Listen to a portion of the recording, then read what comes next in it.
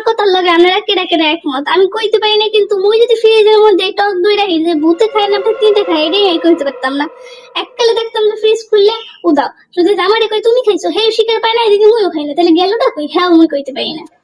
জানি না মুই কেডা খাই, কিন্তু এই টক দই খাইয়া মোটেও মোর পরানটা বেজে না। এই কারণে ভাবলাম যে একটু করে বাকি আছে, একটু খাইয়ে ফেলালে কিছু হইতো না। তার থেকে একটা 1 কেজি দুধ নামাই আর একটু টক দই মানাই, এই লেগে দুধটা আগে নামাই সুন্দর করে একবারে জাল দিয়ে একটু ঠান্ডা করে, মানে হালকা ঠান্ডা করে নিচে একটু গরম গরম আছে, এখন ভালো করে এটা মিক্স করতেছিলাম।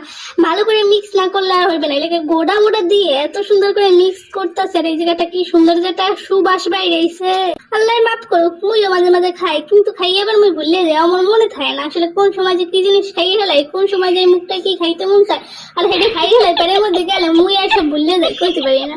এইদিকে আমার বাপে এবার মোর একখান টক দই মারানোর মেশিন এবার গিফট করছে, মানে এটাই সব ধরনের দই মারান নিয়ে যাইতো। এখন মুই এবার করতাম কি, এদের মধ্যে দিয়ে এখন 6-7 ঘন্টা অপেক্ষা করতে রয়েছি।